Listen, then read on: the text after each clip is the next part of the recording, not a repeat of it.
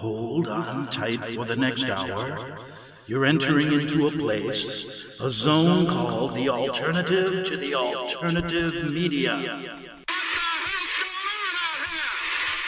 It's a place, a special place where even truth seekers fear to tread. All right, people, let's move like we've got a purpose. Affirmative. Okay, glad you're back on the Investigative Journal. Greg Anthony here, and I got a really special guest on today from Rome. We're going to travel all the way to Rome, Italy, and talk to Leo Zagami. It's been quite a while, but we have some really topical things to discuss. One, his new book is out. We're going to get to that in the show. Secondly, we want to talk about the recent Trump visit to Sicily and the G7, as well as his meeting with the Pope, and maybe Leo has got a few things to say about that, maybe some inside information, because I always wondered really what he's going there to talk about. It surely isn't what they tell us on the news, right, Leo? Well, of course, but it seemed more than ever before a very awkward meeting between the President of the United States of America and a Pope. I mean, there's been some awkward moments in diplomatic history, but this must be one of those ones that in which we've seen, of course, very much a devotion towards the Pope, especially from the female side, with Ivanka and Melania dressed in black. Melania asking to have this rosary blessed, and also we saw, though, in the eyes of the Pope when he just went off Melania, how he wasn't really. He was giving a bad eye to Trump. I mean, it seems like there is definitely a lot of tension between the Vatican and the Trump administration, but in some ways there is also some common ground with some topics. But we have to understand that really the Jesuits are, as we have always said on this show, at the apex of this new world order, led by these liberals with the Soros, with the Rothschilds, with the recently passed Rockefeller, and the still alive Kissinger, which is still there dictating behind closed doors this policy or this other policy. So it's a war that is going on between two different factions, two different views of the new world order. We can say that Trump is becoming a problem, and for this reason I think he is also one of the main topics for this coming Bilderberg meeting that is taking place in Virginia. And so I think that altogether the meeting with the Pope was a diplomatic meeting, but there wasn't any feeling between them. Actually, the Pope more than once was caught with a very serious face. In fact, they made jokes out of it. They made these photos and these memes, how they call them now, going around Facebook with all kinds of jokes, banners made out of it, in which you see the image, very serious image of the Pope, these two women dressed in black, because, of course, as we know, only the queens, only certain heads of state are allowed to dress anything else than black in front of the Pope. And so it was quite funny, and they made jokes making them look like it was some kind of dark horror meeting between with the Pope being very serious. I think he really didn't pull off that. He tried himself to, in a way, break the ice, but it didn't really work out. But in any case, of course, it seems like Trump is going forward with all his plans and is not respecting what the Pope was instead dictating to him, even in a veiled way when he gave him, I don't know if you know what kind of gift he gave to Donald Trump, but he gave him the Laudato Si, this encyclica, this document issued by the Pope on environment. And we have seen that Trump instead has happily rejected the whole Paris Agreement. So yes, he just did that yesterday. Yeah. Yes, so there is a complete opposite views between the two. I have just released this new book called Confessions of an Illuminati Volume 3. Of course, it was some time before it went into press, but it's still, as you read it, really about now and really about what's going to happen even in the future. And it mentions also the struggle of Trump, the fact that there is a certain links, though, the fact that Ivanka was grown up in a Jesuit school, the fact that, of course, there is other links with the Trump administration, which is trying to bring their own view of the New World Order, which of course is in complete opposition with the liberal-minded Clintons, the Obamas, Soros, and the whole lot. The G7 has been another series of awkward moments in which the clash with the EU, between the EU and Trump, really manifested itself in a very evident way.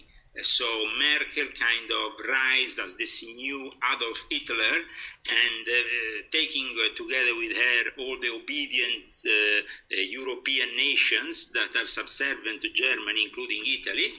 And with this Gentiloni who was really pathetically trying to raise the subject of immigration. And Trump immediately managed to actually at least demand that this point about the sovereignty and the fact that each state needs to protect their borders was included in the G7 final document. This was at least a success on Trump's side, but regarding all the rest, there was just a series of clashes during the meeting, behind the scenes. The organization of it was actually, I tell you the truth, this whole G7 was actually planned back in the days when Hillary was still campaigning.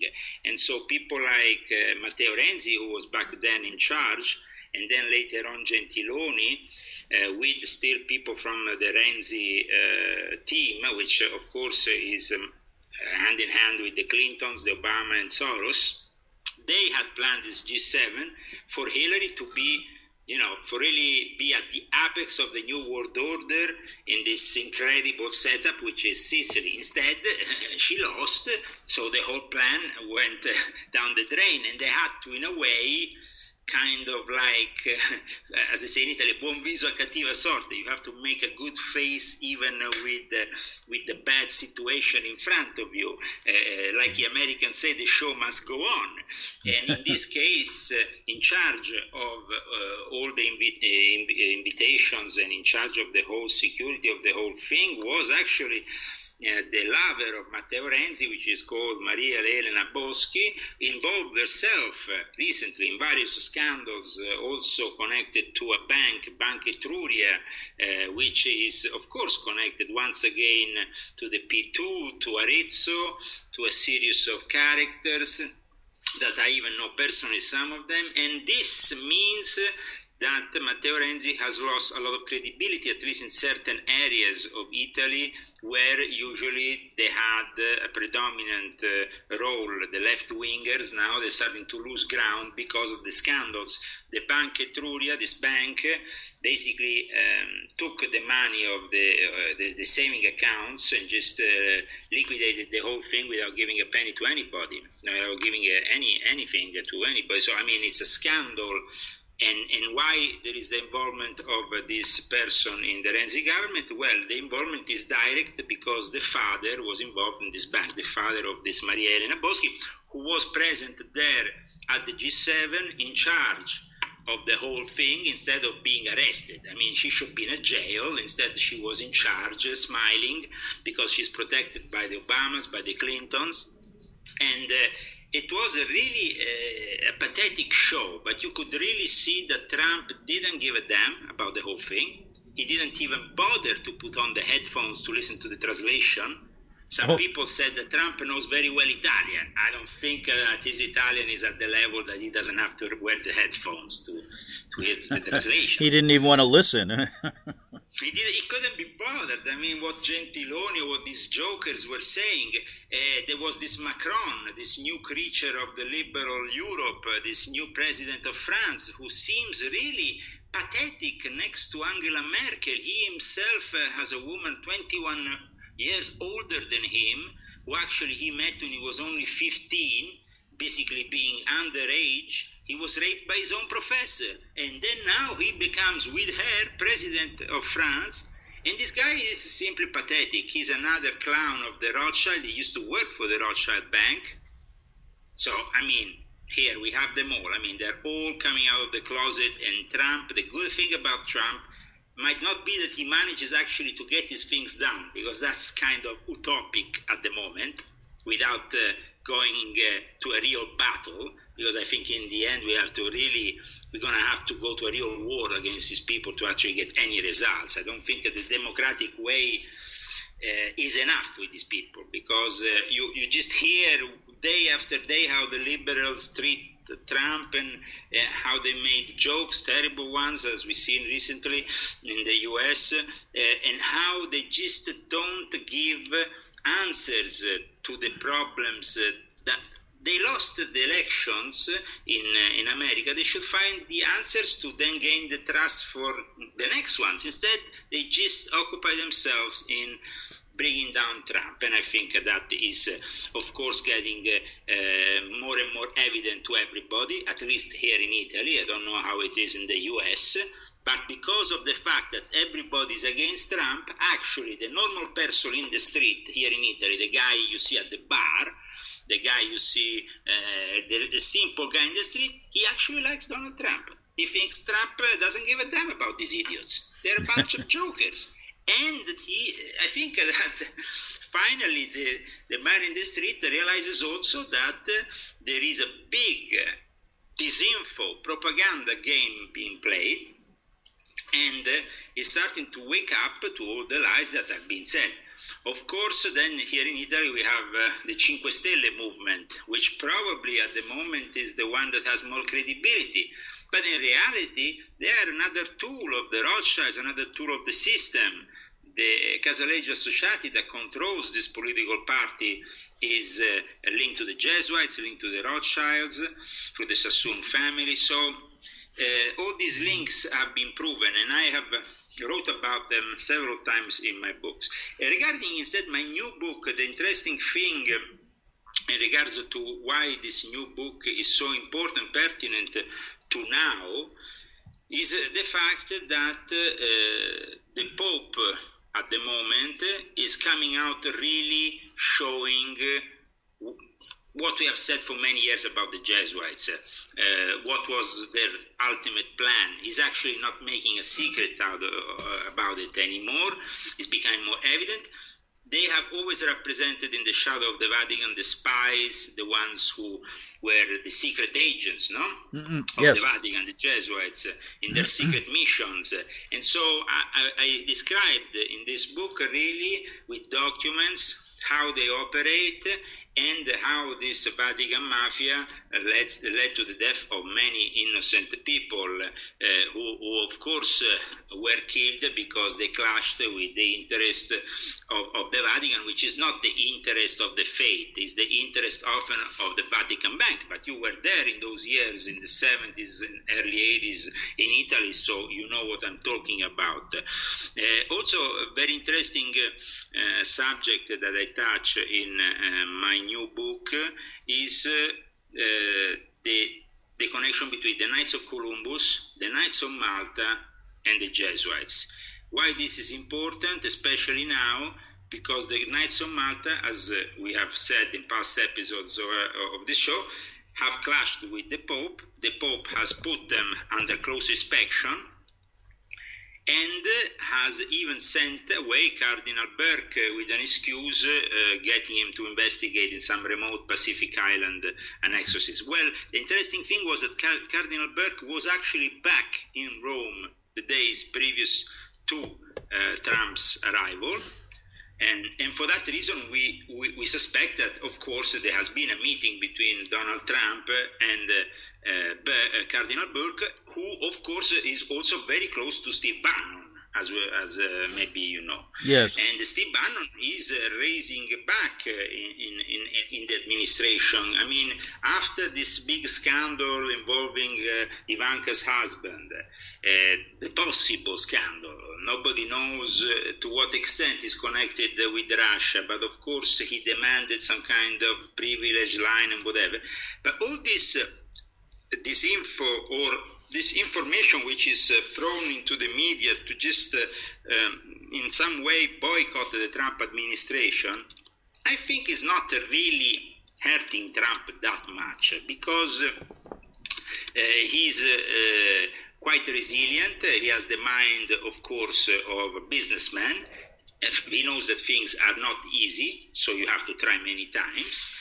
In my book, I show how this whole thing comes into fruition, this Trump administration, in a moment in which we are really all waiting for something to happen. And there is a lot of things being said also recently, and this maybe you don't know about, Greg, but I'm giving you here some news that is very interesting coming out of the Vatican last week, that apparently some alien bodies were found under the Vatican.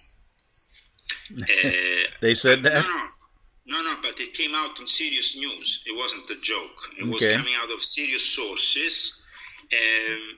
Apparently, during some excavations at the time of John Paul II, I think even earlier maybe, I have to look into this information better, but apparently what happened was that they found something alien, some of these alien bodies under the Vatican, and what happened next was, of course, they had immediately ordered to seal the whole thing. Now, if the information was coming from the usual source, Greg, I will not even mention it to you. But because it went on the national news in Italy, because it's actually something that is bringing a lot of interest to the subject of the Vatican in relation to the UFO. And so it seems like there is something going on in the Vatican in relation to, it's not just, it's like the Vatican didn't deny it after this information surfaced on some of the biggest Italian newspapers. So, well, I mean, it's something interesting. Of course, we are more interested now in what is happening on Earth, yes. Of course. But when it comes down also to the fact that there is definitely something spooky going on inside the Vatican, there is a whole chapter of my book which is Beneath the Vatican, the Darkest Secrets Are Hidden. And actually I wrote this a long time ago. I didn't write it now, and actually it's a long time ago, because of course a book you can't make it the day before it goes into print. So it was quite interesting to see that suddenly something was going on with the Vatican and the UFOs, and that actually this story surfaced out about the fact that they were hiding some secret. In my book, instead, I bring out some new documents, some photos regarding a guy who actually is linked to the Trump administration through Giorgio Lombardi, who is a close friend of Donald Trump, and who has an office in the Trump Tower next to Donald Trump. And Giorgio Lombardi knows this guy called Gianmario Feramonti. Now, Gianmario Feramonti was linked with Zacarias Sitchin. And this link with Zacarias Sitchin is very important. You know who is Zacarias Sitchin, of course, Greg. So, right, go ahead. Explain him to our audience, though, who may not know.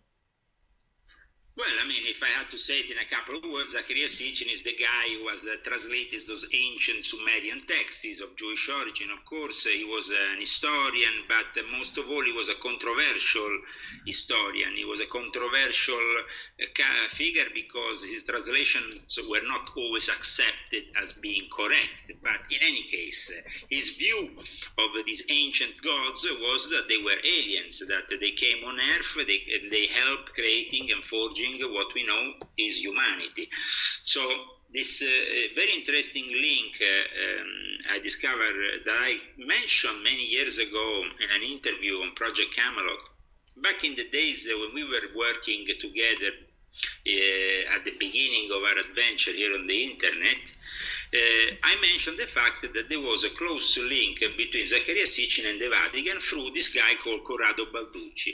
And in reality, it was Gianmario Ferramonti, the guy who was bringing backwards and forwards from the Vatican important artifacts and things between Corrado Balducci, who used to be the chief demonologist of the Vatican, and then, if you remember, he was also one of the first people in the Vatican to talk about UFOs, who died, he passed a few years ago. And this Corrado Balducci and Zaccaria Sitchin started a collaboration. So I actually talked about this in my book, and I actually wrote this chapter describing also what happened last year in Rome when basically some documentarists from America came down to Rome and filmed this documentary with me. I think maybe I mentioned to you about this documentary, Greg. Yes, go ahead. If you remember, it was a documentary that basically brought us all the way inside actually the headquarters of the Jesuits, and they actually themselves after went to Mount Graham with their cameras and filmed some very interesting stuff. The team was the team of True Legends, which creates this documentary film series, and the actual title was The Unholy See.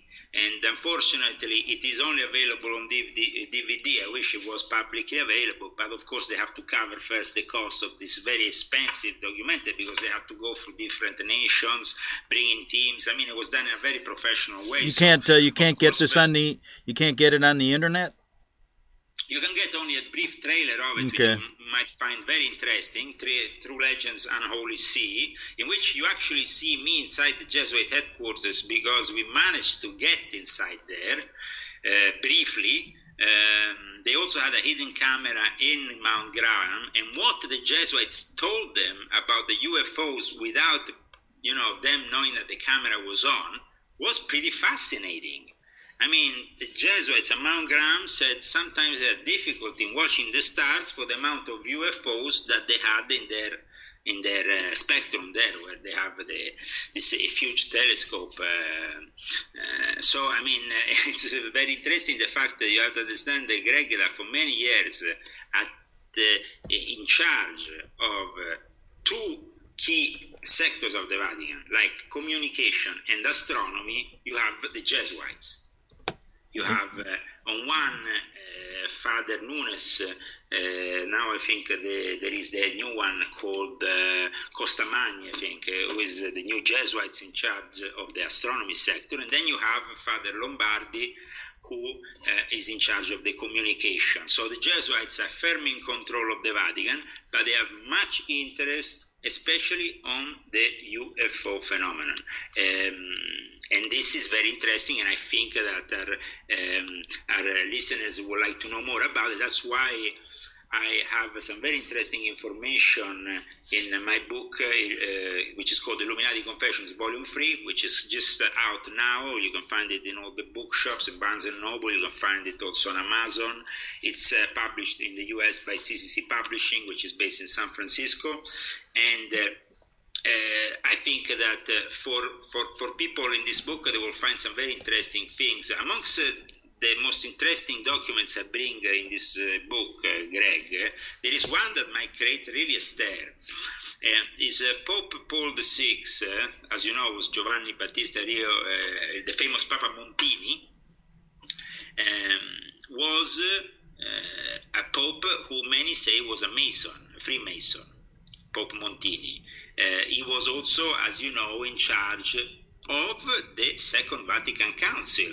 Quite earlier on, Papa Roncalli died, Pope John the 23rd, and so Pope Paul VI took control of the whole thing.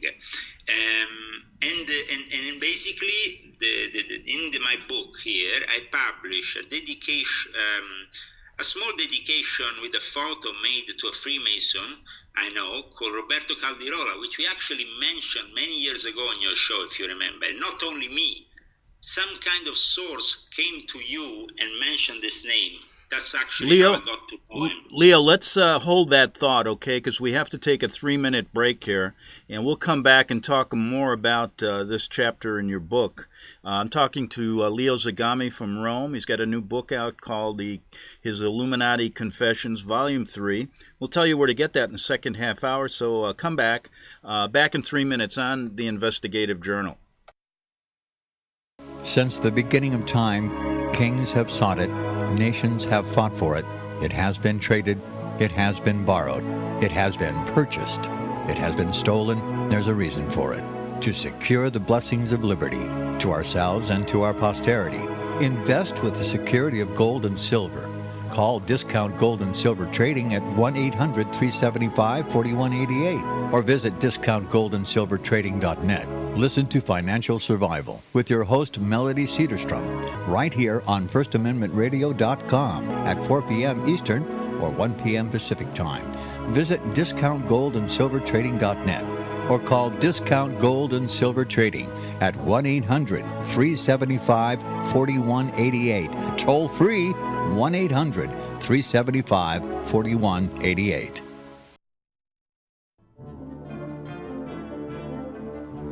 Visit crosstheborder.org, CROSS, crosstheborder.org, to get your print, EPUB, or PDF version of Nicholas Arthur's new book titled When the Third Temple is Built. That's crosstheborder.org.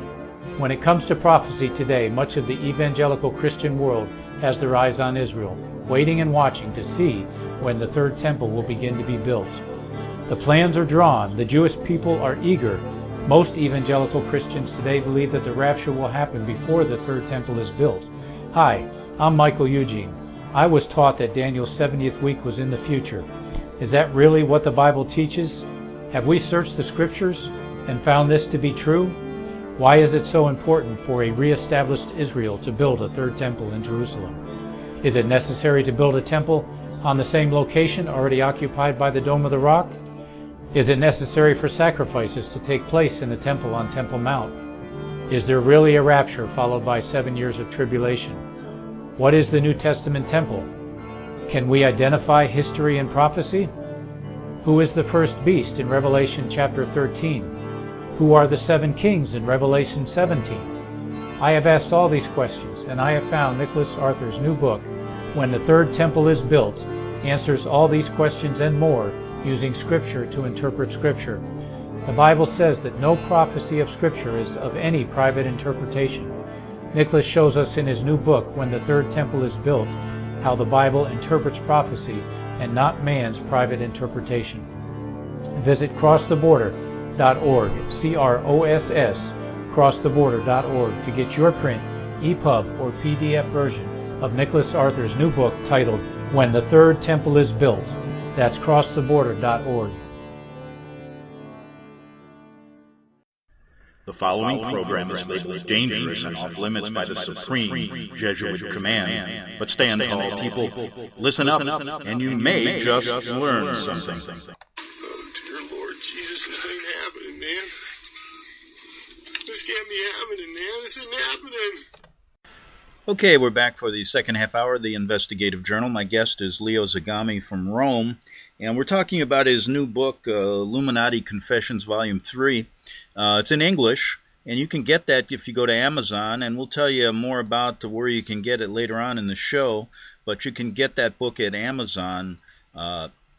It's his new book. He's on Volume 3 right now. And Leo, you were talking about one of the popes who might have been a Freemason. Go ahead.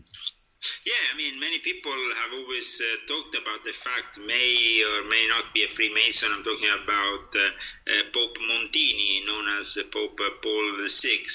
And basically they have talked a lot about the fact that being a Freemason, he was the ideal subject for working on the Second Vatican Council, which, as you know, opened up to the Jews, to the whole spectrum of changes which later on will endorse what is literally becoming more and more evident every day, which is a one-world religion in the hands of this Pope, because this is really what is happening. Well, how close do you think we are to that one-world religion?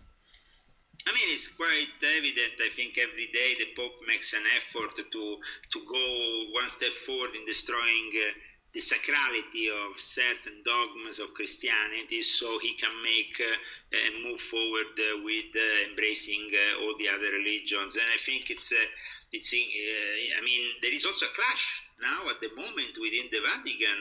In the last couple of weeks, a lot of writings have become surfacing from insiders in the Vatican about the internal clash between Ratzinger and Pope Francis. We have accepted that Pope Ratzinger, Benedict XVI, has retired from the scene, but apparently in the last few days, Antonio Socci, who I often mention in my books, is a very known Vaticanist, has brought to light the fact that apparently there is some kind of clash between the two, and that Benedict XVI is quite clear to everybody now that he was forced out of his office. So, of course, the fact that he's been forced out of the office probably makes him also want to be kind of now closer to those who are attacking Bergoglio for his changes that are becoming, of course, also a motive for many of coming out of the Catholic Church, because he's literally changing the whole values, the sacrality of he let the Muslims attend. He doesn't want to really open up and say what he wants to do about this gay subject, which of course there is a whole debate within the church about it. The hypocrisy is, as you know, very big, because there is a lot of gays within the Catholic Church. There is actually a gay lobby, as I've actually mentioned in Pope Francis, the Last Pope, ? Which, as you know, is another one of my books. And I think that now Ratzinger, even if he's old, can just say a few words and start to distance himself from Bergoglio, making it clear that there is some kind of internal struggle within the Vatican. You understand? Yeah, you know what I wanted to mention here is that in your book, you get to the point, you get to talking about what's happening with ISIS as far as pitting the Muslims against Western civilization, and also pitting the Sunnis against the Shias, and seeing this struggle. Where is it going to lead, and when's this huge conflict really going to? Is one going to break out during the Trump administration? What's your thoughts? You are now going back into the Muslim world now. Of course, we were still entrenched in this Catholic thing, because actually it's the news of the last 24 hours that a cardinal from Mali, nominated by Bergoglio, has been found with $10 million or even euros actually, that they don't know where they come. Actually, they probably know where it's coming from. It's coming from illegal immigration, going into the pockets of a Vatican cardinal. Now, when it comes down to the acceptance of Muslims within Europe, the fact that the Pope has been so adamant to protect them constantly, and the fact that he doesn't really want to acknowledge that we can't absorb all these Muslims within our society without having problems, because the problems are manifesting every day, Greg, here in Italy, like in the rest of Europe. I mean, it's not only the terrorist attacks, it's a different way of life. It's a thing that they want to impose on the rest of us. And soon we will be ghettoized ourselves as Christians here in Europe, if the Pope has it his own way. So apart from the clash between Sunni and Shiites, which of course is the clash also between the Wahhabis and so the Saudis, the Emirates and the whole lot against countries like Iran, Iraq, those parts of Iraq who represent the Shiite tradition, but mostly Iran, there is this big clash, and of course, we have Israel siding against Iran. But we have to understand, in my book here, actually, in the first chapter, I bring to life for the first time in the English language a rare writing of Licio Gelli about the Muslims and how they got manipulated since the times of the Knights Templars, the different factions of the Muslim world. This is something that maybe you don't know, but Licio Gelli, who was known for his poetry, wrote also a booklet about the Knights Templars called La Vendetta dei Templari, the Revenge of the Knights Templars, okay? Now, in this booklet, he talks about this instrumentalizing the different factions of Islam so they could never make a united front against Christianity. And this is what is always happening. I mean, and the Arabs, the Persians, the Iranians, they play into it. They maybe don't know they're playing into it, but unfortunately they are. Yeah. And so they become tools of the New World Order, just as ISIS is a tool of the New World Order. And most people know that ISIS is not the traditional way of Islam. But still, the moderate Muslim does nothing to stop all this. The moderate Muslim just acts a little bit like the Sicilians when it comes down to the mafia. They prefer to shut an eye.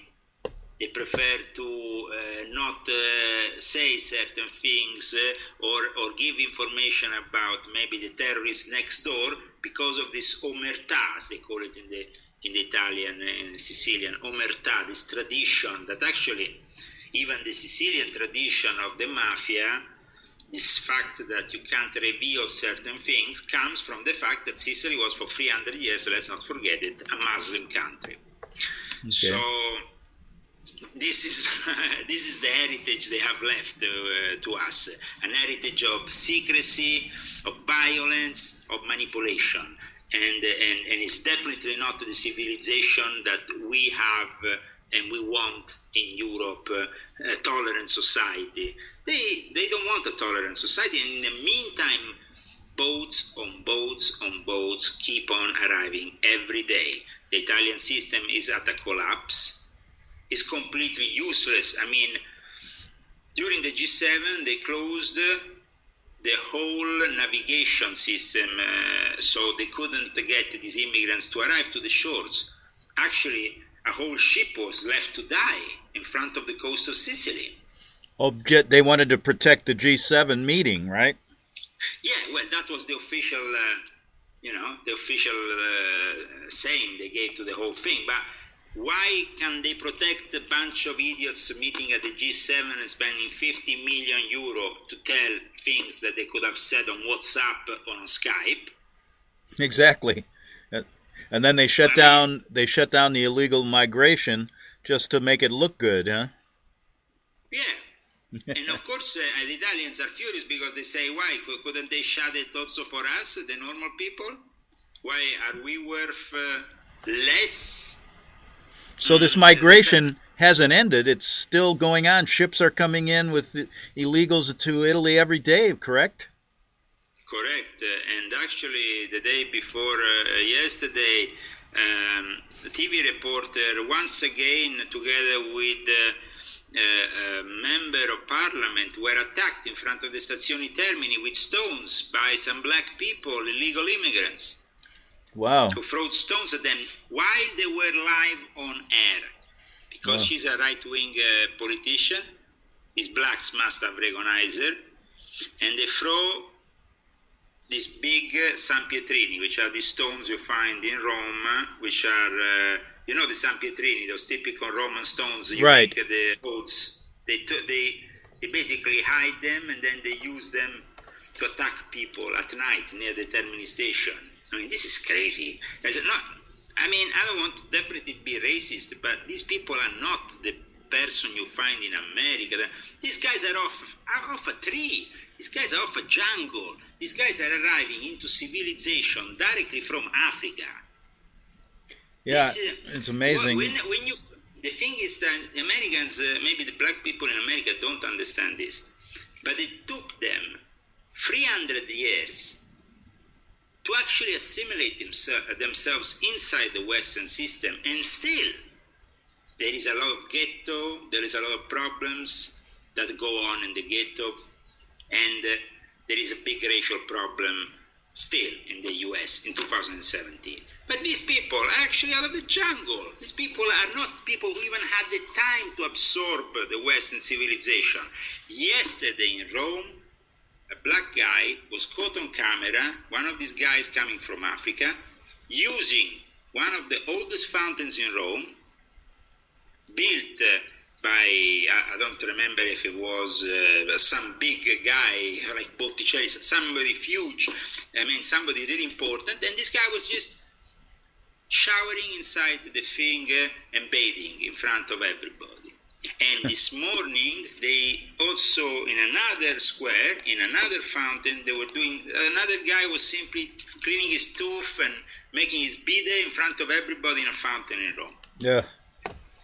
It's amazing. I remember Rome as being so peaceful and a nice place to be. As you know, I lived there for almost 7 years during the 80s, and it's changed a lot, huh? Well, unfortunately, and it doesn't change for the better. I'm very sorry that this thing has to happen, because as somebody, we want to be tolerant towards the immigrants. We want to be tolerant towards people who have problems in their own countries. But most of these people are not coming into Europe because they have been persecuted in their own country. They simply come into Europe because they want to they are basically in search of work. There is no work for Italians, let alone for somebody who arrives from God knows where. You know what I'd like maybe comment on this. I just can't get the European Union leaders, Merkel, the president of France, all the way up, every one of them. Here you see more attacks. Migration is out of control. You're seeing Sharia law being practiced in every one of these countries now. Yes. And Trump comes over as a representative of closed borders, saying, listen, you have got to get your acts together here. Look what's happening to your world. We're not going to let it happen in America. And they look at him and frown on him for doing what's right. And I think the people of Europe understand that, don't you?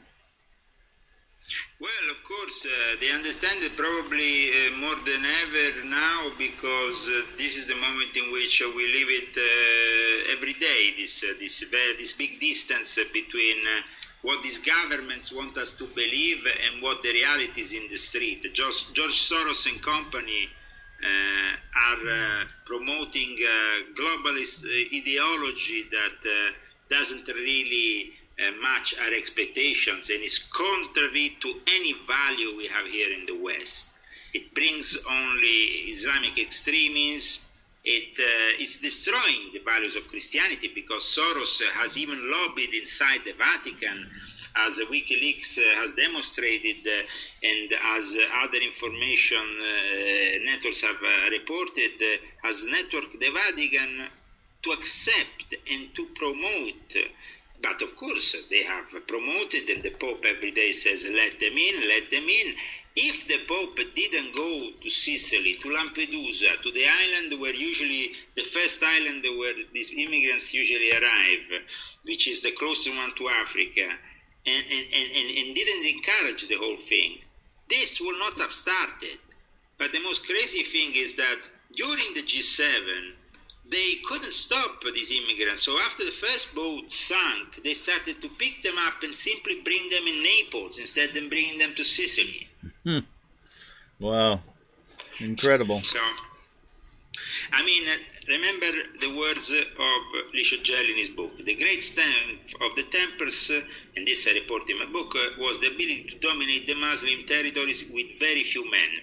Their diplomacy enabled them to rely more on this or the other Muslim faction. This is what they have done. And of course, having done this, now we suffer the consequences, because all these these so-called refugees are being pushed from countries like Libya. Libya was a very tranquil place when Gaddafi was in charge. So was Iraq, a very tranquil place until Saddam Hussein was in charge.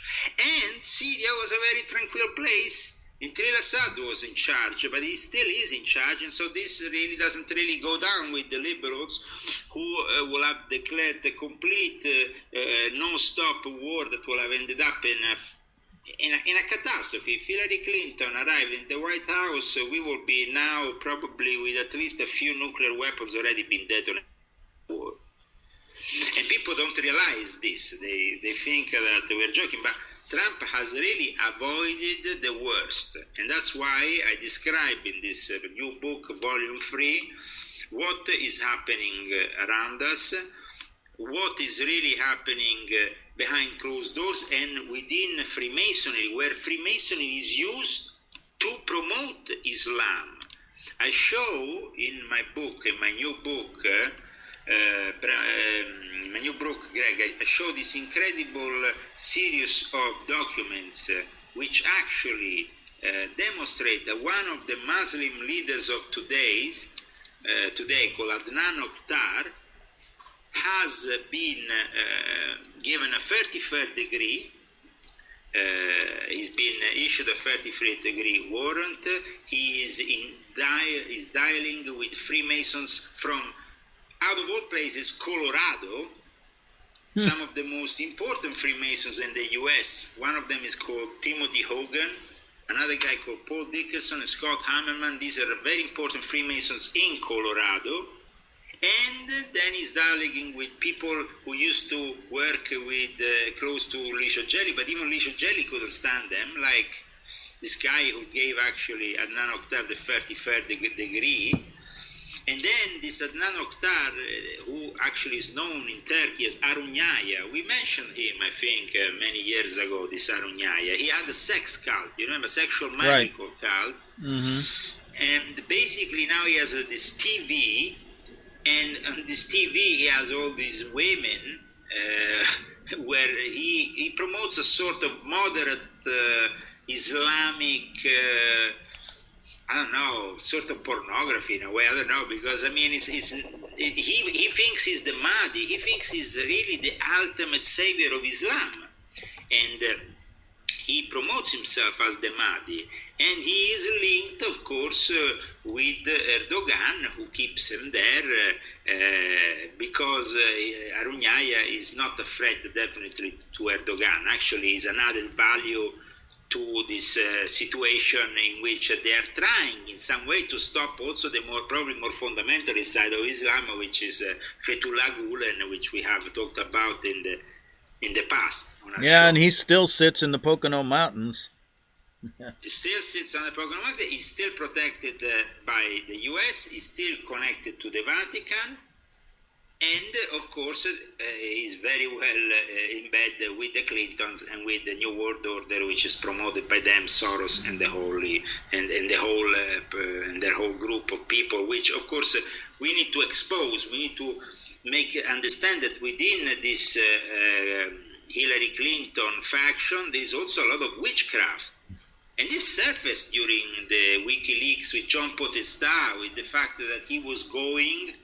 If you remember, he was basically John Podesta was going to this woman was being invited for some kind of dinner, which was pretty disgusting because there wasn't like a normal dinner, but it was invited by the satanic performance artist Marina Abramovich, which is exactly also very, very close to Hillary Clinton. And yeah, you know, to do this spirit cooking. Yes. With a sharp knife cut deep into the middle finger. I mean, these people are with blood drinking, all kind of crazy stuff. And Podesta's brother Tony writes, then I'm so looking forward to the spirit cooking dinner at my place. So, I mean, all this is in my book. But I describe for the first time what's behind all this, the groups that are behind all this, the occult groups, their practices, And I think that it's a very interesting book, Confessions of an Illuminati, Volume 3. It's very interesting because it's actually pertinent to now, to what we are living now. Also, the attack that the witches worldwide have moved against Trump. You remember a couple of months ago, they advertised this whole thing where witches worldwide were gathering powerful energies against Donald Trump. Interesting. So, Yeah, Leo, we only got a couple minutes here. Tell us where you can get the book. Okay, the book, you can get it both at your local bookshop, like Barnes & Noble has it, and then you have, of course, Amazon these days where you can order it. It's Confessions of an Illuminati, Volume 3, and basically it's published in the US by CCC Publishing. You can also get it from their own website, CCC Publishing.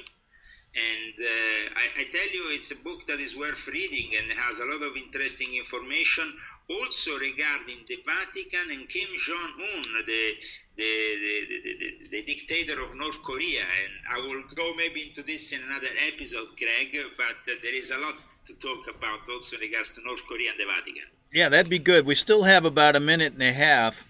But anyway, I want to thank you a lot for sending me the book. I'm going to get into it as we right after the show, as I looked over some parts of it. But anyway, how close, this just a touch on North Korea for the last minute.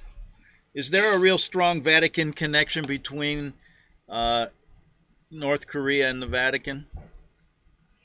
They have managed to actually have this connection going.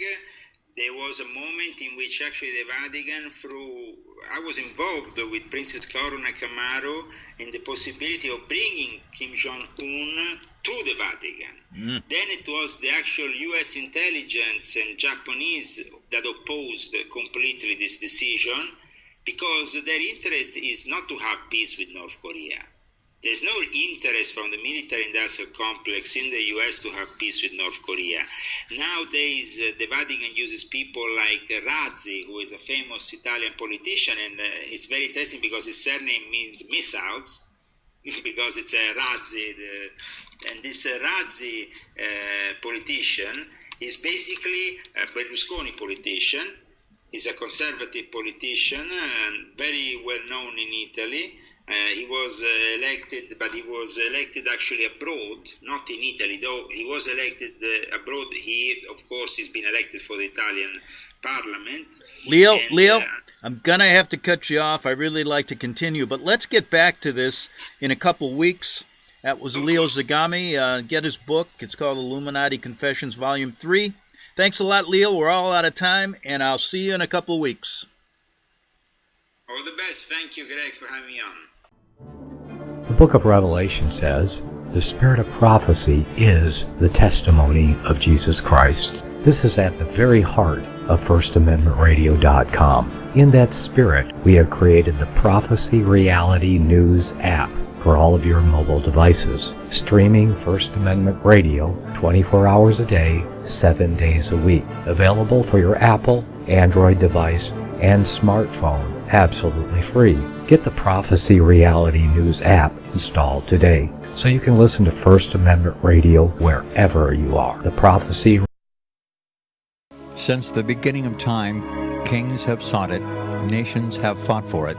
It has been traded, it has been borrowed, it has been purchased, it has been stolen. There's a reason for it. To secure the blessings of liberty to ourselves and to our posterity. Invest with the security of gold and silver. Call Discount Gold and Silver Trading at 1-800-375-4188 or visit discountgoldandsilvertrading.net. Listen to Financial Survival with your host Melody Cedarstrom right here on FirstAmendmentRadio.com at 4 p.m. Eastern or 1 p.m. Pacific Time. Visit discountgoldandsilvertrading.net or call Discount Gold and Silver Trading at 1-800-375-4188. Toll free 1-800-375-4188.